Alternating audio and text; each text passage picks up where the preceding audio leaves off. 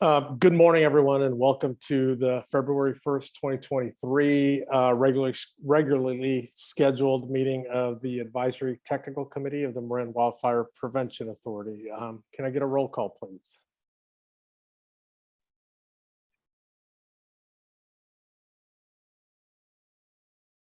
Certainly, starting with our voting members, Bolinas Fire District, City of Larkspur, That's yes. City of Mill Valley,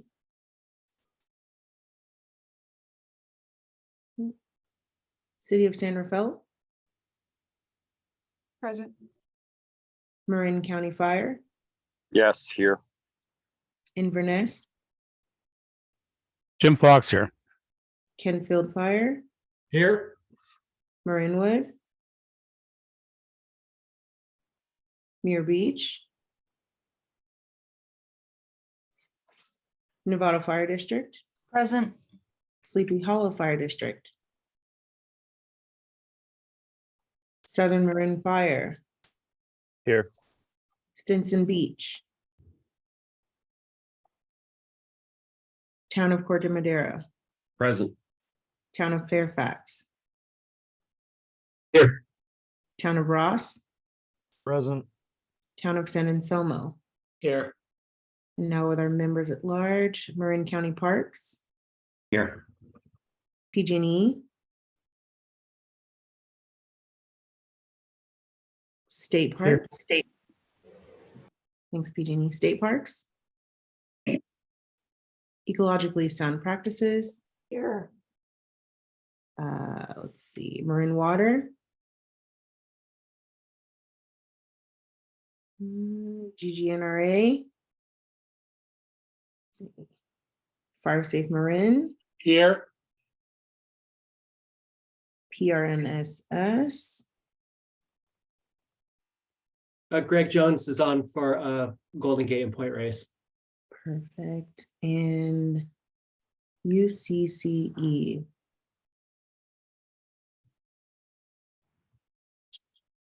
I do believe we have a quorum, and as I understand, there might be some members arriving late. Okay, perfect. Thank you.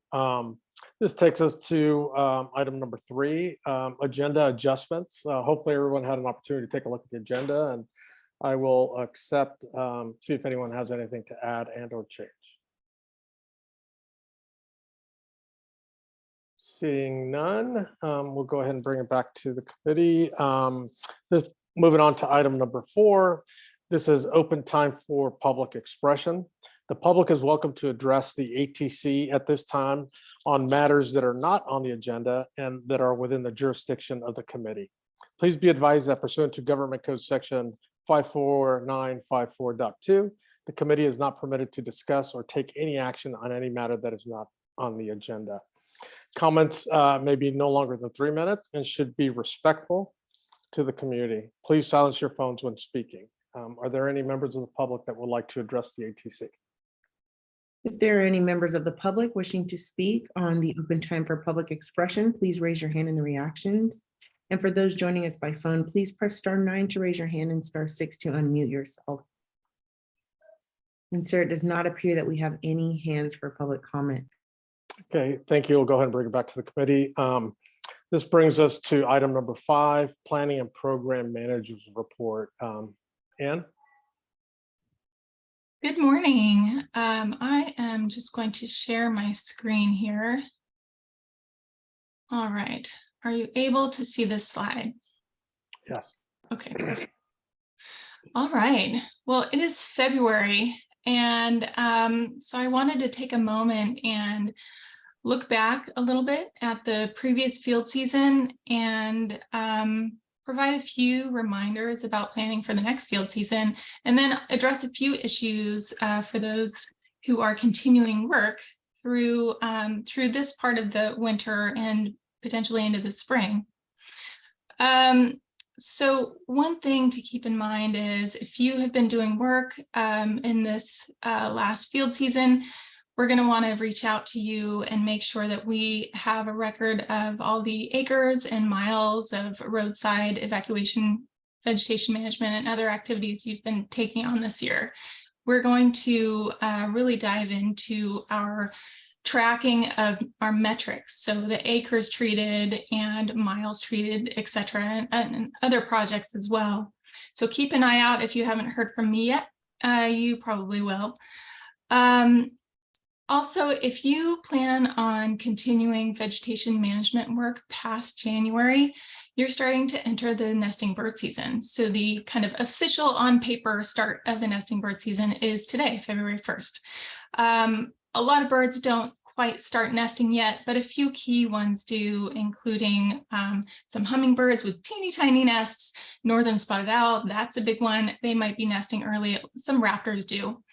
So if you plan on doing certain activities during the season, let me know and we can schedule somebody to go out and do some nesting bird surveys. Some things that don't involve noise, that don't involve mechanized equipment, don't necessarily need nesting bird surveys, but a lot of activities do. So let's be in touch. If you're planning on working through the spring, also be in touch with me if, especially if your environmental document included any moderate to high, occurrences of sensitive plant species. We can plan a botanical survey. For example, for our large shaded fuel breaks, the Greater Ross Valley Shaded Fuel Break, that's already had one season of implementation, and our yet to be approved Greater Novato Shaded Fuel Break, we're already starting the work now to be ready for next field season. So that includes reaching out to members of the public for permission to do work on private property in certain locations. Scheduling botanical surveys, cultural resources surveys, geological surveys to check for any erosion potential and steep terrain. So there's a lot of work during the down season to get ready for next season. Don't be surprised also if you see some broom pulling this winter and spring as a way to pull out some of that broom while the soils are soft. I wanted to take a minute to take a look at some photos of projects from this last field season and address some of the questions and comments that have come up recently from certain members of the public. So one assumption we're seeing out there with certain folks is that crews are removing ferns and Douglas iris and other small native herbaceous species in the understory. And I wanted to show you an example of a post-treatment project site. This is part of the Greater Ross Valley Shaded Fuel Break. And as you can see, crews are not removing the ferns and that nice leafy green understory. They're really focusing on removing the dead and down vegetation, the pulling that broom and limbing up trees. A lot of the work, most of the work, is really just removing that non-native shrubby layer like brooms, various broom species. And that has a huge fire risk reduction benefit and also allows those native herbaceous plants to germinate after crews go through. So another question, I visited a project site. If that area had a bare understory, is that because the crews removed the native plants? Again, wanted to show a before and after photo. If you're looking at a bare understory in a project site, it's probably because it was all broom in the understory or gorse. And once you remove that, it's going to look a little bit bare. And just stay tuned, because I think if you went back and visited in the spring, you'd see a lot of nice native herbaceous plants starting to fill in those areas. Also, we got a kind of a question around whether or not we're raking up and removing leaf litter. So this is not a project activity that takes place in shaded fuel breaks. It's certainly something that we might recommend in zone 0 next to your home, but this is not something that's happening in our project areas on the landscape. So if you take a look at the photo on the left, there is still not much leaf litter and duff and vegetation in the understory. On the right, we've just removed the the shrubby vegetation directly adjacent to the road. So just because you're seeing some bare soil doesn't mean that we removed all the duff in the project area. This is a great example of a work area in the foreground and showing the no treatment area in the background, which was very dense, non-native gorse, broom, deadened down wood. And then in the foreground, you can see the gorse and the broom has been removed. Maybe some of the trees have been limbed up, and those little native herbaceous plants are starting to fill in. So next, I want to cover a few ways to work with the MWPA and the member agencies. We have an RFP on our website right now to invite folks to apply to be a GIS contractor with us. So that'll be a really exciting role to fill. We're really excited to get somebody on board to help us build a GIS program. If you know folks who might be a good fit, please feel free to pass on that information. We've been trying to spread the word far and wide. Questions are due to me by February 3rd, and we'll be posting those answers online to make sure everybody has answers to the questions asked. That closes on February 10th. We're also launching now our process to create our list of pre-qualified vegetation management, fire fuels reduction contractors. So we've been able to get a long list, about 50 contractors that have been working with various folks around Marin County that you guys have shared with us. All of those folks we're going to contact this week and make sure they're aware that we are creating an optional process that complies with our procurement and purchasing policy, but should still streamline contracting process for vegetation management projects, for core projects, but you could also use it for local projects also. Again, this is an optional way to streamline the contracting process. The questionnaire that contractors are going to be asked to fill out is available starting today on our website. It's on the Work With Us webpage, and I'm going to show you where to find that in a moment. It's available both as an electronic form that you can just fill out online and a printable PDF that you can just download, print, fill it out by hand, and then send to us. We're going to be in contact with many of you and your colleagues today to send you the information so you can distribute it to whoever you'd like to be aware of this process. We'll be contacting all of the 40 to 50, I think 50 contractors on our list, assuming we can get everybody's phone numbers and emails correct. And then questions about this process can go to info@marinwildfire.org. The timeline for this is we are going to, we set a date of February 22nd as a date for when the questionnaires are due, either by mail or electronically. And then we'll be reviewing these questionnaires and posting the final list by the end of the month. So how to use this list? This list is really, really helpful for projects under 200,000. You can use it to pursue an informal RFP process. We have RFP templates underway that we'll be sharing soon. And this is what you would do is you would send the RFP to the list of qualified contractors on that list who are in the category that you're interested in. So say a ground crew, a hand crew, and a chipper, say. And then contractors have 10 days to respond. The executive officer can award the contract, of course, with the member agency collaboration coordination so that we're all on the same page. And it does not have to go to the board. For a project over 200,000, that's a more formal process. The RFP is advertised on the website. There's a 14-day to respond. You would work with the board action to award that contract. So let's see. I am just going to stop this share, and then share my screen to show you where to find this information on our website. So hopefully you can see our website here. There is a spot called Work With Us. That's the page where the information is. Up at the top of our page, our homepage, or you can go to collaboration and work with us here.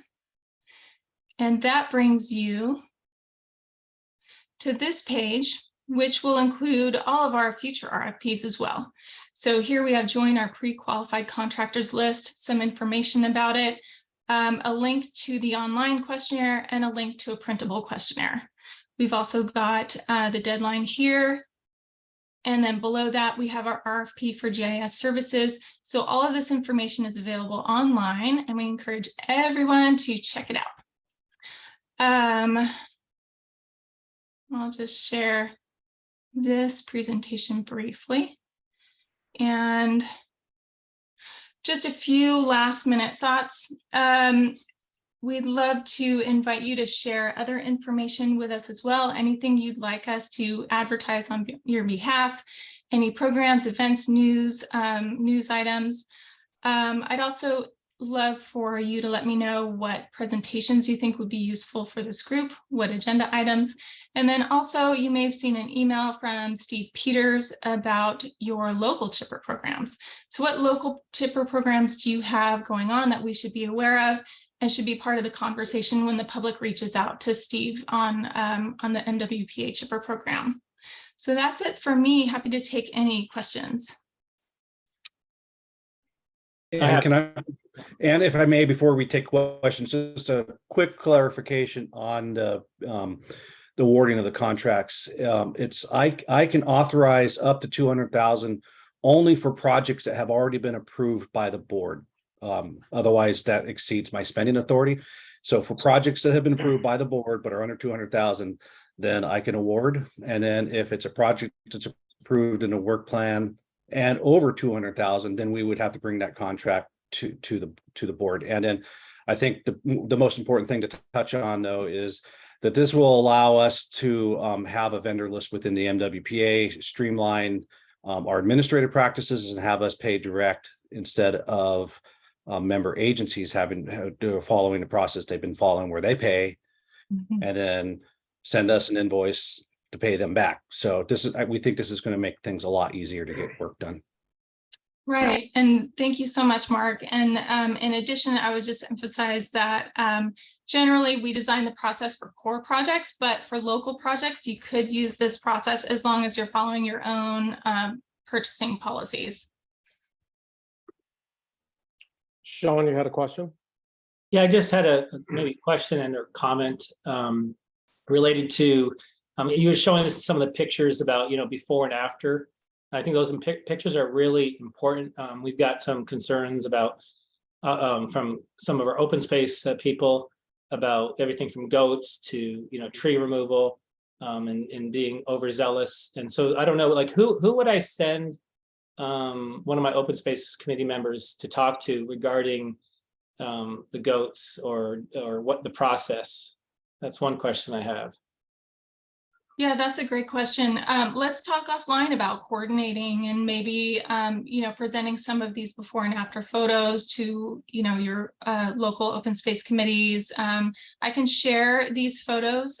We've been collecting before and after photos for a lot of projects. A big thanks to some of the folks on this ATC committee who've contributed photos. And then we have Grizzly Corps fellows who've been going on in the field and taking photos diligently. So yeah, we really want to show our work and host field trips in the field to discuss the work that we're doing. Been working with Bill Cole here on that, and one of our Grizzly Corps fellows probably going to host a field trip to the Marin City project area in the near future.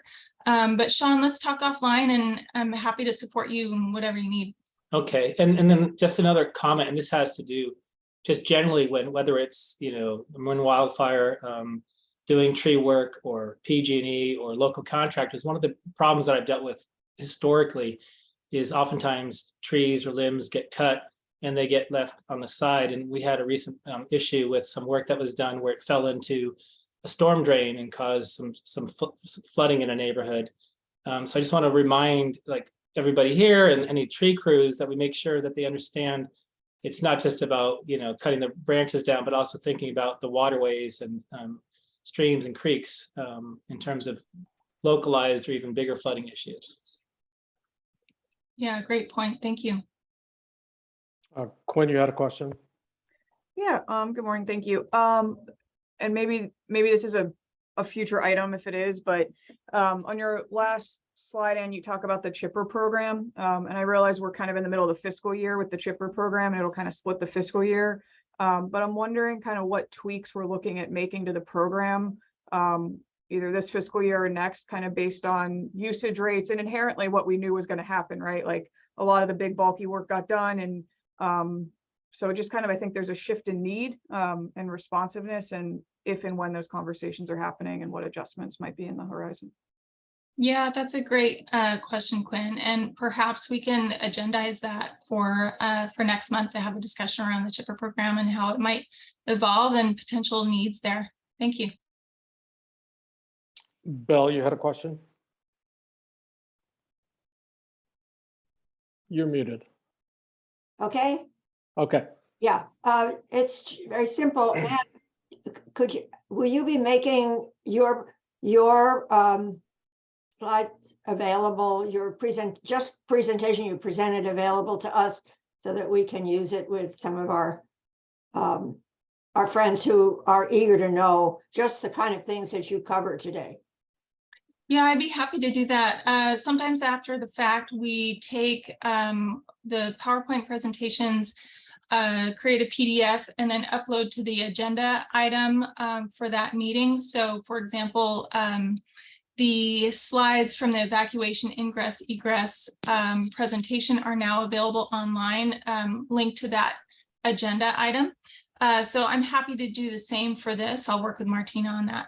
Thanks, Belle. Okay, yeah. Jordan, you had a question? Yeah, just really quick, and I know there's going to be more to come on this, but the general thought on the process for the contractor piece on a core project, for example, and maybe the simplest way just to give an example is if we had a contractor that we wanted to utilize on a core project for under $200,000,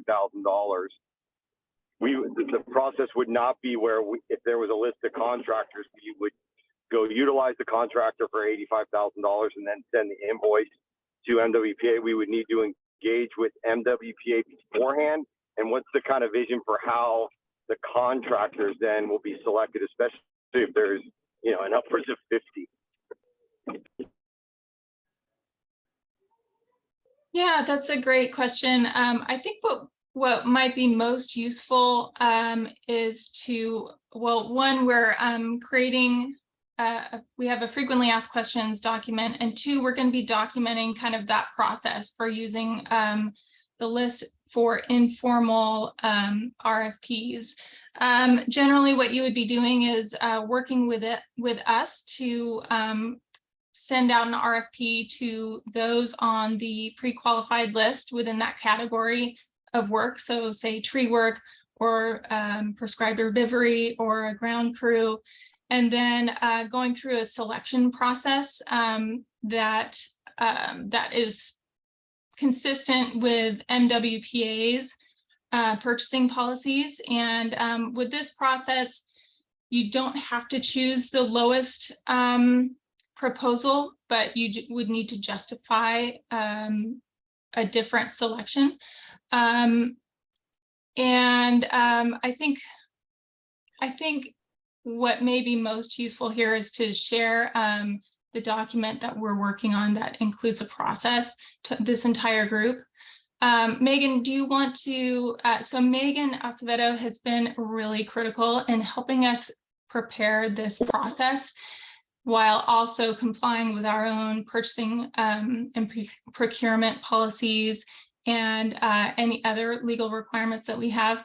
Megan, do you want to add to what that process would look like? Sure.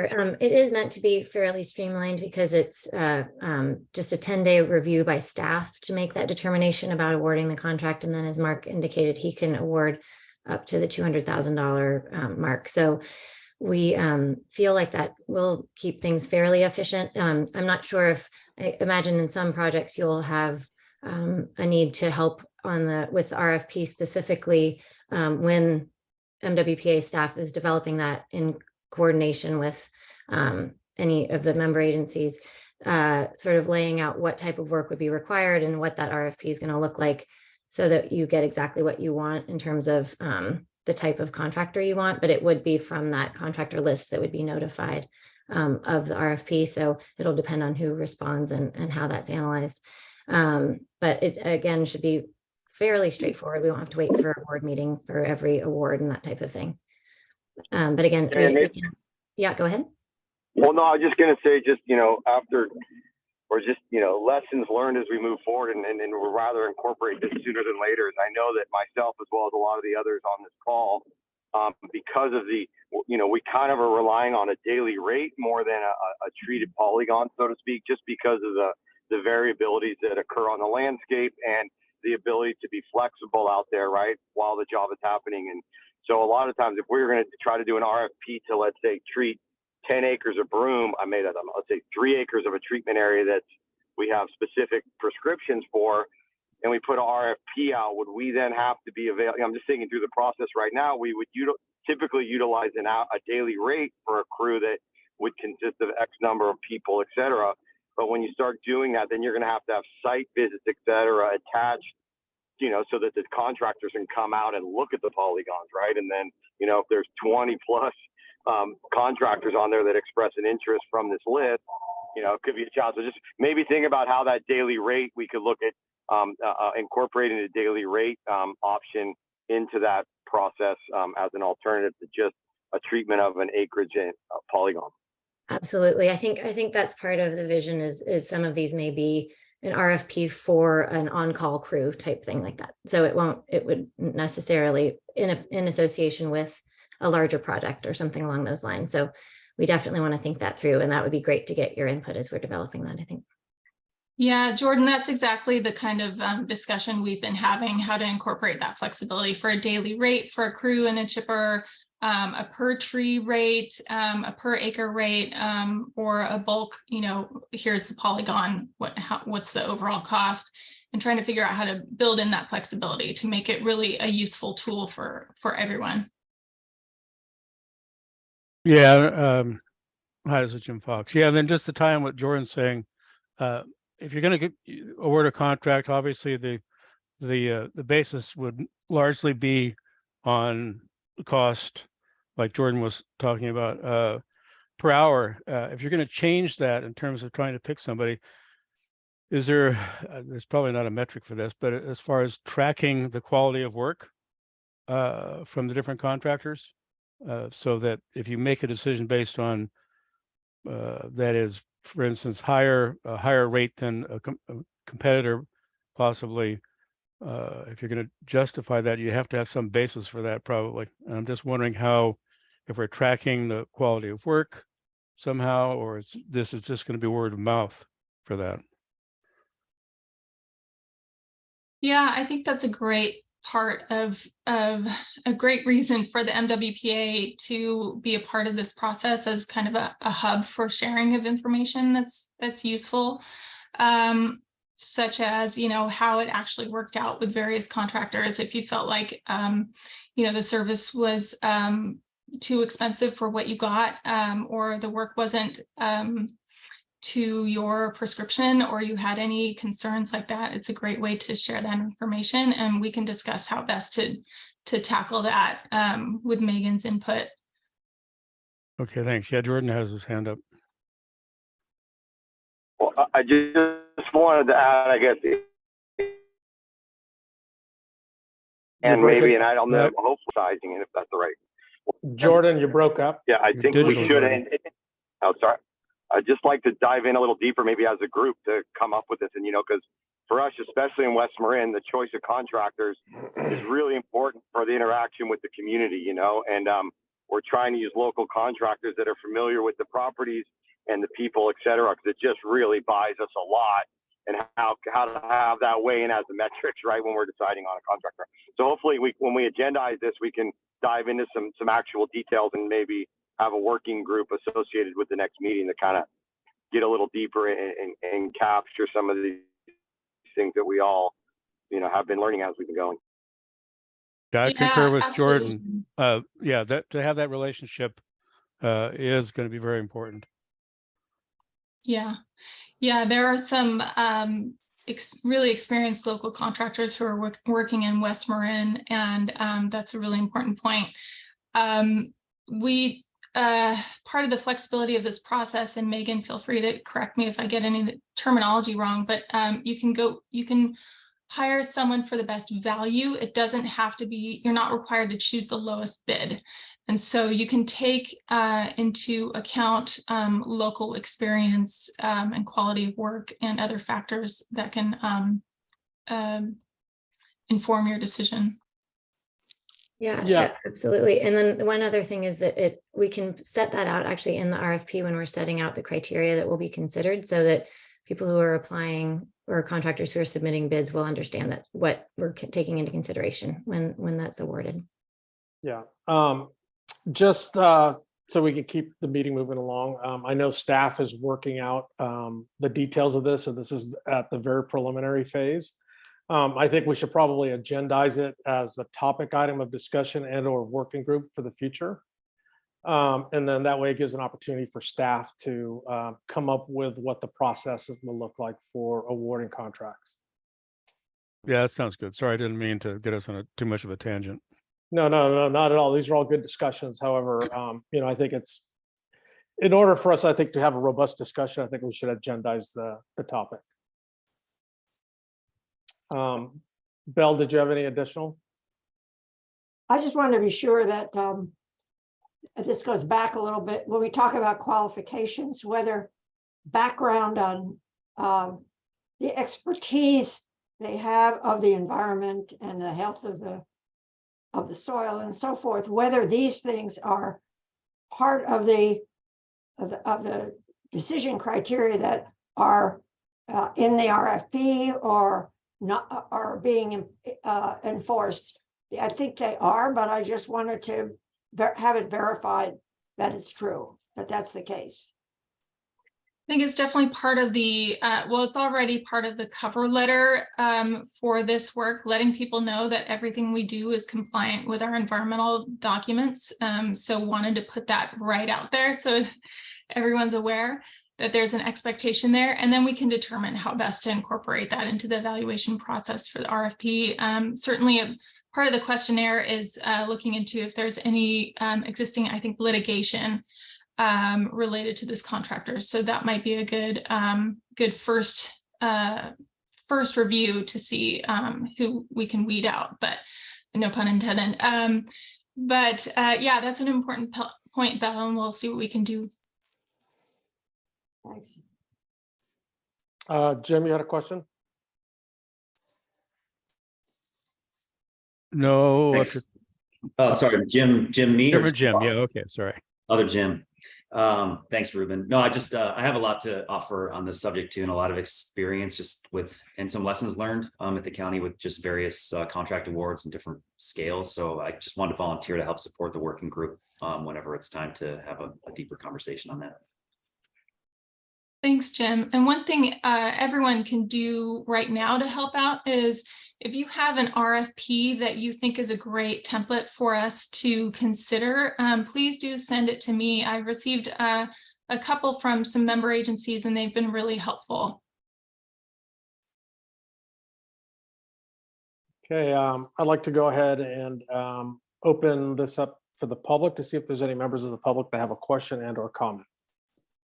If there are any members of the public wishing to speak on the current agenda item, please raise your hand in the reactions. And for those joining us by phone, please press *9 to raise your hand and *6 to unmute yourself. And sir, we do not have any hands up for public comment. Okay, thank you. We'll go ahead and bring it back to the committee. Thank you, Ann, for a great report, and we look forward to further discussion on how we go through the RFP process for contractors. Moving on to the next item is the consent calendar. Any members of the committee and or members of the public can pull any item on the consent calendar for discussion. What we have today on the consent calendar is the minutes for the January 4th, 2023 ATC meeting. Do we have any members of the committee that would like to have those pulled, or any members of the public would like to have that opened up for discussion? Seeing no hands, I will go ahead and bring it back, and I would like to entertain a motion for approval of the consent calendar. I will make that motion. I'll Thank you, Quinn. second, Inverness. So Quinn, Sommerfeld first, Member a second. Can we get a roll call, please? Certainly, sir. And beginning, I apologize.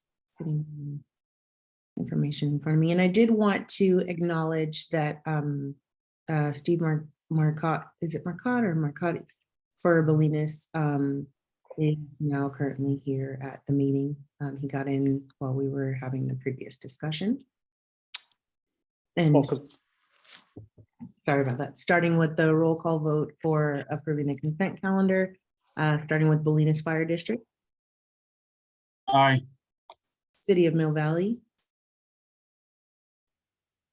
City of San Rafael. Aye. City of Larkspur. Aye. County of Marin Fire. Inverness Fire. Aye. Kentfield Fire. Aye. Marin Wood. Muir Beach. Novato Fire District. Aye. Sleepy Hollow Fire. Southern Marin Fire. Aye. Stinson Beach Fire. Town of Corte Madera. Aye. Town of Fairfax. Aye. Town of Ross. Aye.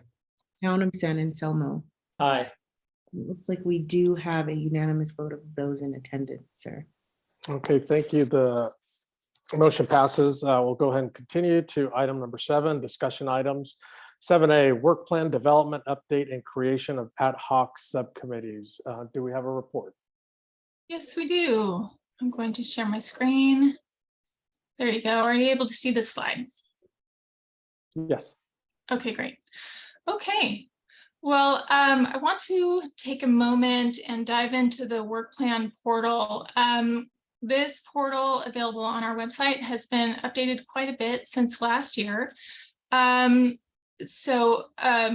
Member agency staff, members of the ATC, voting members of the ATC can log in. If you don't have a login yet, please let me or Josh Hampshire know, and we will make sure you get all set up. If you have any trouble accessing it, if you have password problems, let us know. We'll work through it with you.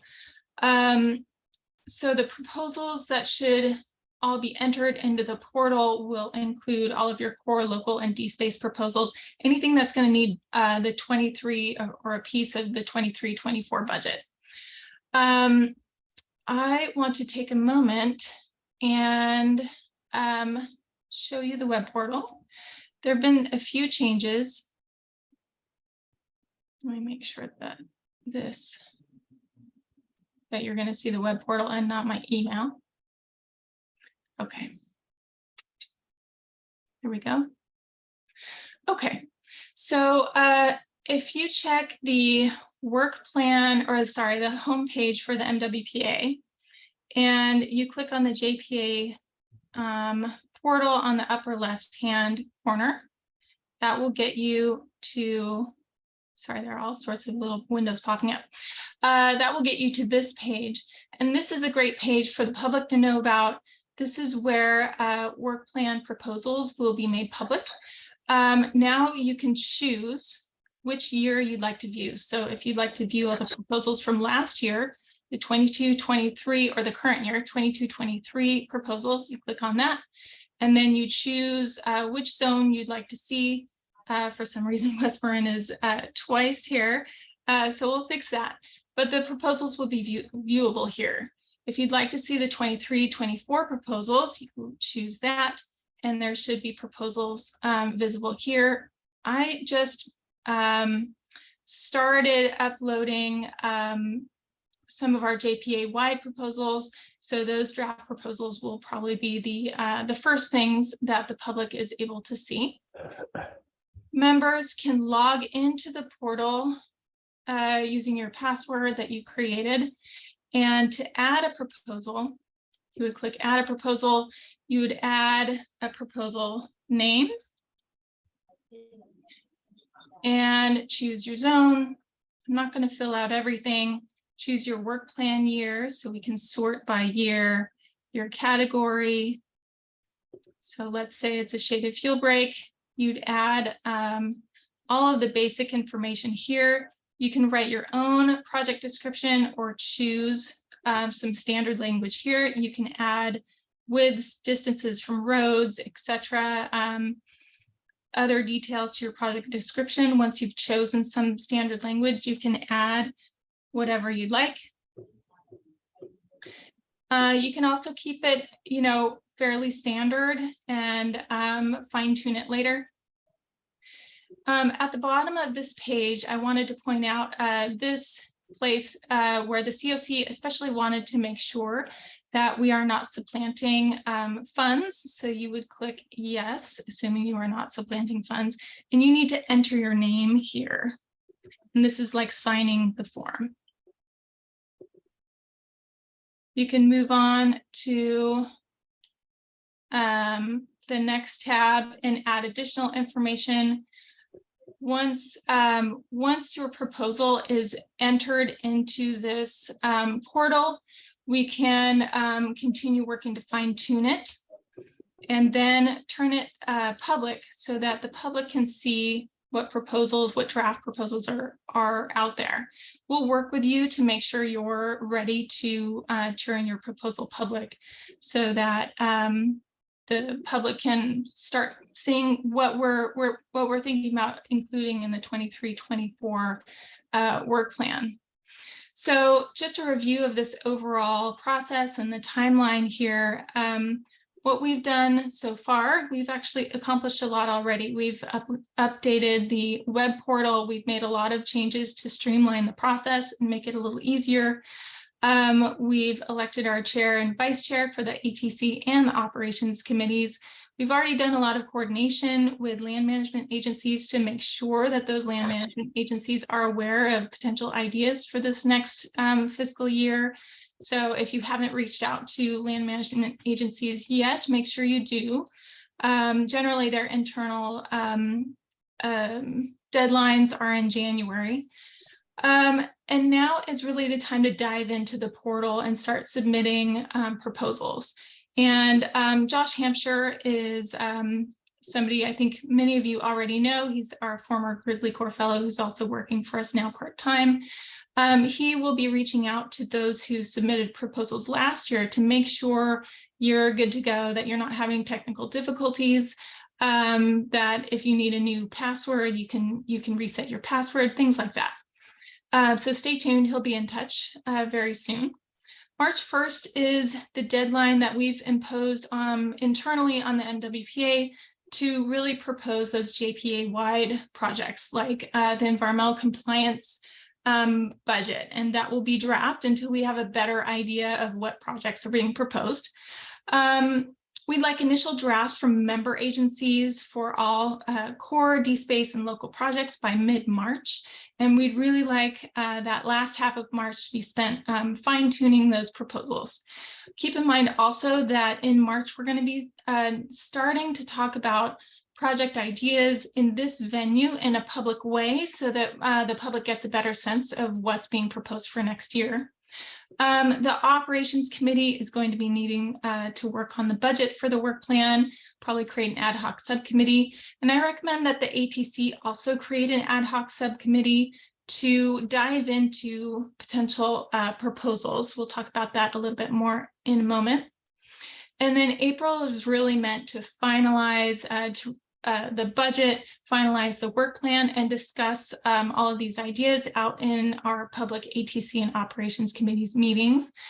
Operations committee will be discussing, we'll be setting an additional ops committee meeting May 3rd to discuss the work plan, and May 18th, the board of directors should be considering and approving the work plan on that date.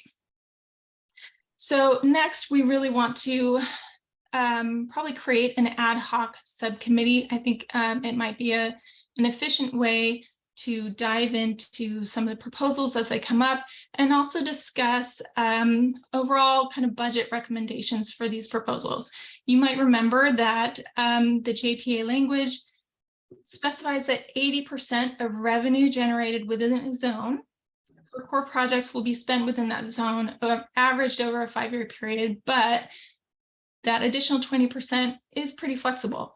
The operations committee, you may remember, discussed this and thought that the ATC was a great place to really dive into this conversation and think through what zones, what projects might need a little extra help for this coming fiscal year. So that's a conversation that should really happen with the ATC. It's a conversation that could start with with an ad hoc subcommittee and then be brought out to the main ATC public meeting for additional discussion. So I do recommend that that an ad hoc subcommittee be created to start this discussion, start really diving in to reviewing proposals as they come up. We don't really have much to review yet. There's not much in the proposal in the portal yet, but there will be. And so it'll be a little bit of homework for those folks on the ad hoc subcommittee. Next also is for myself and other MWPA staff to really be proposing and drafting up those proposals for next fiscal year. And then make sure we're there to support member agencies as you do the same for your projects.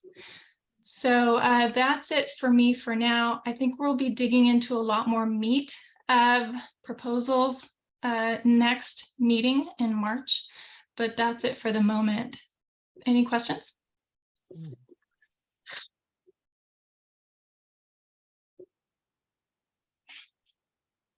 Quinn, did you want to ask a question?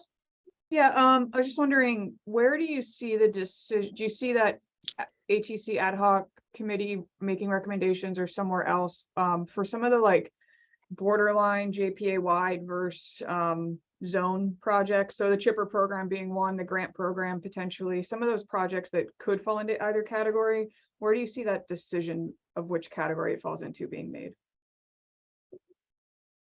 Yeah, that's a good question. It may be that the ATC, that the ad hoc subcommittee, could provide a recommendation that the ATC considers and determines whether or not to make a recommendation for the operations committee. And then the operations committee would then determine what to recommend to the board. But Megan and Mark, feel free to pipe in on process answers. I think the process you outlined is sound, and kind of to Quinn's point, I think the ad hoc that would be looking at the prioritization would be the same type of population that we would be looking at for JPA wide projects. And instead of killing ourselves by creating multiple ad hocs, creating that one ad hoc to help guide the rest of the ATC, and then have the ATC review the recommendations, to me makes a ton of sense. Mm-hmm. Yeah, I have nothing to add, actually. Sounds good. And how many members were we looking at for this ad hoc committee? Well, I think we have some flexibility there. We just need to keep it under a quorum. And it needs to be voting members of the ATC. Can we maybe recommend one voting member from each operational area? So that way you have equal representation. Yeah, I think that makes sense. Megan, do you have any considerations we should discuss? No, it should just, as you said, under a quorum. And what you can do is rather than try to do the appointment right now, just have Ruben do, communicate to the members from each of the zones that have been selected and make sure that they're okay with being on it and have it taken care of rather than in the formal setting of a meeting. It may be easier to make that happen offline. Okay. Yeah, thank you. That's what we did last year. Okay, so I'll be reaching out to members of the committee individually, so that way, just be careful with our emails so we keep it under the Brown Act. So that way, even with emails, we're not hitting that quorum, so to speak, component of it. So I'll reach out to you, see if you're interested. With that, Belle, did you have a question? Yeah, I just going back to this question of the non-voting members are still public, right? So that we don't see, we see what is available to the public when that happens. Is that correct? Yes, that's correct. Thank you. Okay, any other questions for Ann on this item that she presented?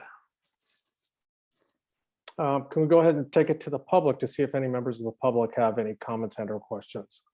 Certainly, sir. If there are any members of the public wishing to comment on the current agenda item, please raise your hand in the reactions. And for those joining us by phone, please press *6 to raise, *9 to raise your hand, and *6 to unmute yourself. And sir, there are no hands for public comment. Okay, we'll go ahead and bring it back to the committee. And this, since this was a discussion item, we don't need to take any action on it. So we'll go ahead and move to item 7B, remote meeting requirements moving forward. Do we have a report on this? Yeah, I'm gonna handle this one, Ruben, and then Megan's gonna back me up if I misstep and or there are questions that I cannot answer. And before I share my screen, and which is a document that Megan prepared with following a document the Nevada Fire put together guiding their Brown Act compliance with the change. I want to say that, you know, we all know that the MWPA was formed and went into public meetings after COVID. And so going to public meetings is not going back to public meetings for the MWPA. It's taken a new step for us. And one of the things that we have committed to is that all of our public meetings will always be remotely available to the public. We are not going to go wholly back to in-person and shut down the online feed. We've set up our board chambers so that we can have the accessibility for all residents, whether they want to come in person or if they can remotely. And test drives that we have had so far have worked really well. And then I think you guys know that the state of emergency will expire February 28th. So Assembly Bill 361 that has allowed us to operate in a remote environment will go away. So with the screen share, make sure I got the right thing, and like Ann, I'm trying not to show you my email. It's always embarrassing when the wrong email pops up on your screen when you're screen sharing, right? So here you see the two sets of rules that we can follow. I'm going to go down the traditional Brown Act first, and then we'll go down Assembly Bill 2449. And up front, I'll just say it's important to recognize that it's not an either or decision. They can be used together. So no expiration to the Brown Act. The quorum can meet from various locations within the MWPA boundaries. Fairly easy to define for us. However, if we are going to have people attending remotely, then the agenda must identify each of the remote locations, and the agenda must be posted at each of those remote locations. So let me give an example using you can use me, Molinas. Mark. Yeah. Okay, I'll use you as an example, Jim. Because I obviously am in favor of Zoom meetings. So if and you know, this is a big support for our West Marine agencies for not having to drive all the way into Santa Fe. It also could be support for our member agencies that do like the in-person environment but don't want to drive all the way to Santa Fe, is that if Inverness chooses to list their offices as an office of the MWPA, they list that office, or we list that location on our agenda. Then that agenda is posted at Inverness Fire. Then that goes to the second box down here, is that when Jim attends from the Inverness Fire Station, for example, he needs to make the Inverness Fire Station available for the public to attend that meeting from that location. Got it. All votes must be by roll call, and the remote participation could be for any member for any reason, and there is no limit to the number of meetings that they can attend remotely. Now with 2449, there's one slight thing that makes it a little bit easier for people to attend remotely, but not really. It does expire January 1st, 2026. Here's the big one, and this is what comes into play big time and when the two merge. A quorum, if anybody enacts one of the rules within Assembly Bill 2449, then a quorum must be present at the central location for the meeting, which will be the MWPA board chambers. And here's my example I'll give for this. Let's say we have our West Marin agencies that choose to list their offices and they're all attending from their fire stations. They have public attending there. And then one of our other members is visiting family in Washington, DC, and has a good reason to attend remotely. There is a just cause that he meets with that, he or she meets. However, since he or she used that just cause down here, that means now we must have a quorum at the MWPA board chambers. Whereas if everyone uses traditional Brown Act, we just simply have to have a quorum in attendance at the various listed locations. So that's the big difference in there. With a 17-member committee, I think there's less impact with that rule because it'll be we should still be able to get 9 people into the offices. It's the 5-member boards or 5-member committees where that can run in, where you can have a hard time getting that quorum and having to juggle that quorum.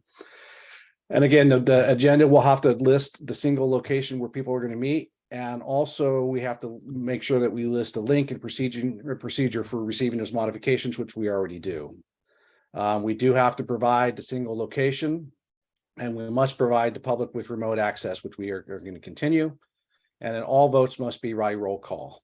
Now, here's where things get, there's limits to the flexibility of that 2449. There must be just cause, childcare, contagious illness, physical, mental disability, travel while on official business, or member may utilize this 2 times a year.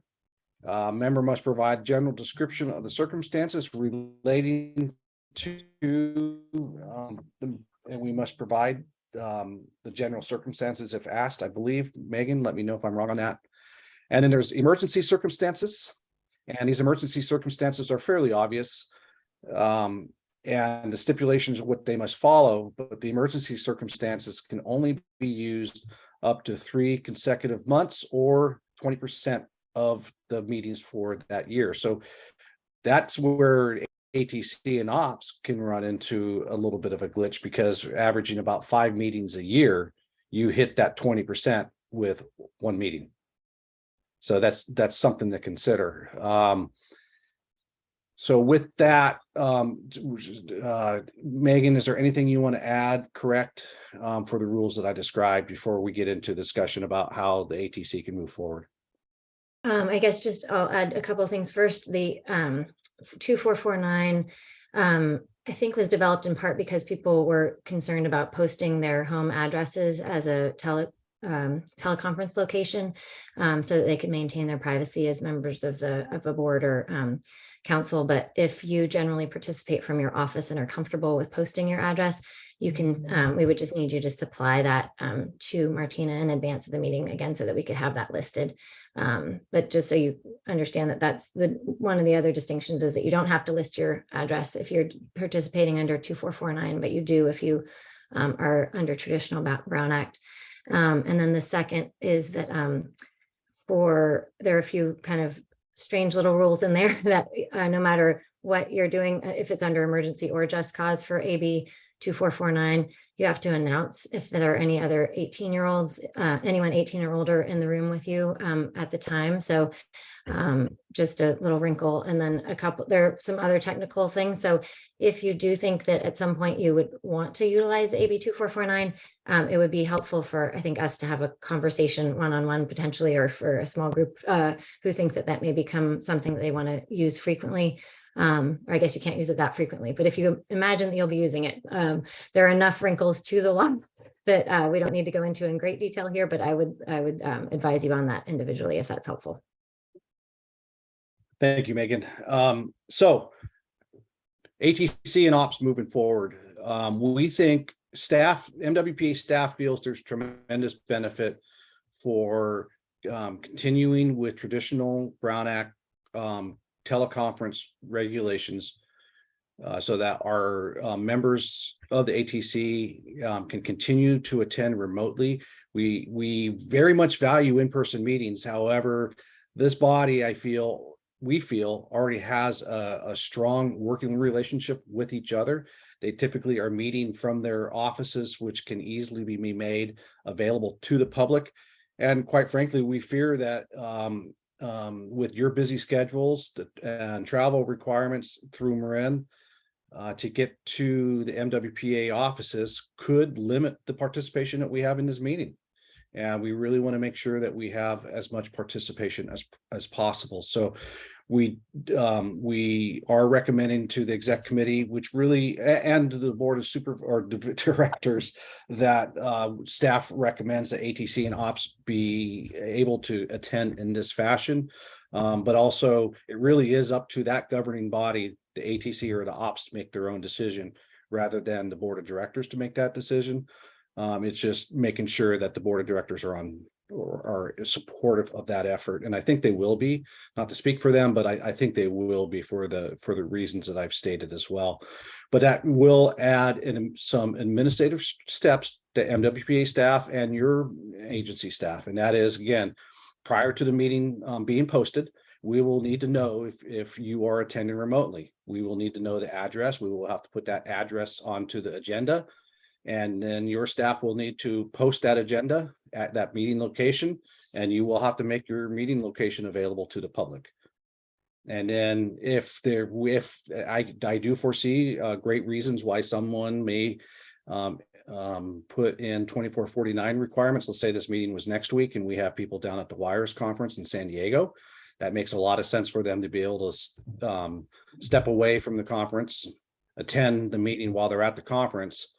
But then that automatically triggers that we'll need to have at least 9 people in the chambers at the MWPA board chambers. And with that, I'll take questions, comments, thoughts.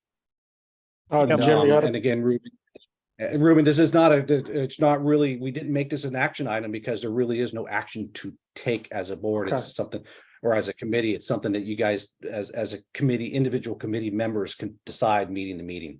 Okay, and this takes place in March, beginning March, or? Starting March 1, we'll have to start Okay. complying. That was my question, was when does this kick in? So it's not related to the dissolution of the AB measure. This will be required as we go into March then, for us, for Yep. instance, Your Mark. next meeting. Joy. Okay, thanks. So Mark, just so I'm super clear, essentially, if one person on the committee is on vacation, because I assume if someone's like out of the area, does that automatically trigger 2449, even if they're willing to list that address and say you can come be at this meeting because they're outside the MWPA boundaries, right? No, fortunately, I can take that. But you could participate from anywhere in the world as long as a quorum is still within the boundaries. So as long, if you know you're going to be away, like we before COVID, I've seen it done many times where someone will go on vacation or be at a conference in another country and they'll list the address of their hotel. You just have to post the agenda on that hotel door so that anyone who is there in Shanghai, for example, who would like to come at, in the middle of the night to your meeting can do so. So yeah, it's still the more flexible version, the original. Yeah. So as long as someone has an address they can post, we don't necessarily have to physically have quorum in the area. But if someone's like taking a meeting from their vehicle and wasn't quite sure where they were going to be, now 2449 is triggered and now we have to have in-person quorum. Yes, that's a good point. From a vehicle, you would have to use AB 2449 or just not participate, one of the two. And if it were AB 2449, we would just want to figure out ahead of time, assuming it was an emergency or, qualified and that you hadn't already utilized it too many times that year. Okay, Jim Chayka. Thanks. Megan, do you have any insights into how this impacts the participation of non-voting members who don't contribute to a quorum, and whether that, would require the board to meet in person if we were to choose to participate remotely?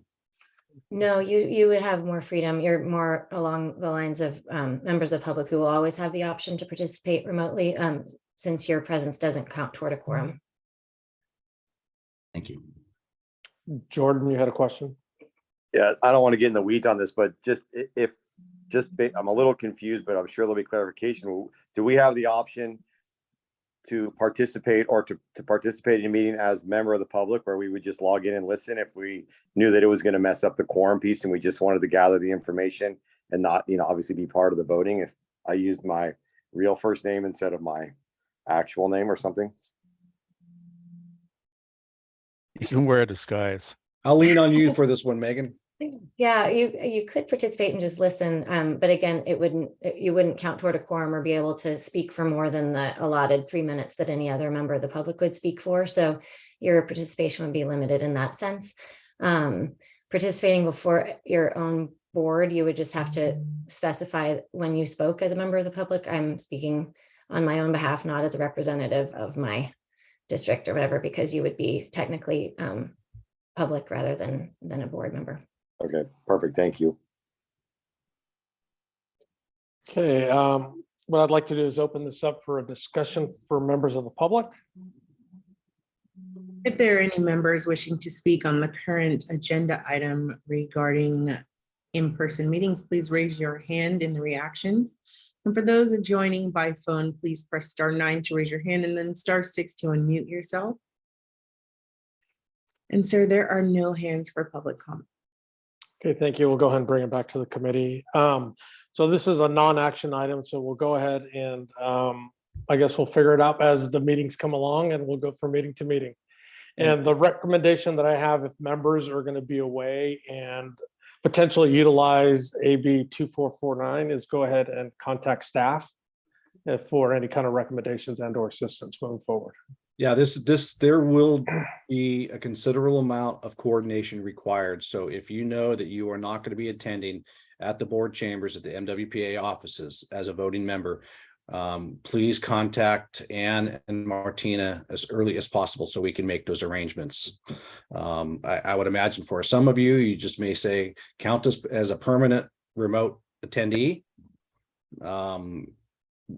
Others, it may be meeting to meeting. And so just understand that early and frequent communication is going to be vital. Mark, can you share out that super helpful spreadsheet cheat sheet? Absolutely. I didn't see that in the minutes. Thank you. Absolutely. Thanks, Mark. Thanks, staff. We'll go ahead and move on to item number 8. This is the opportunity for any committee members requesting any future agenda items. I just reiterate, I think, discussion about chipper programs, and then there was one you said too that I'm already forgetting. Yeah, it was to start the conversation about the RFP process as a yes. discussion item.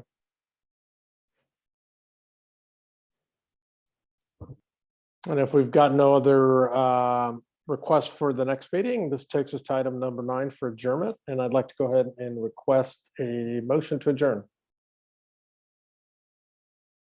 I'll move. So moved.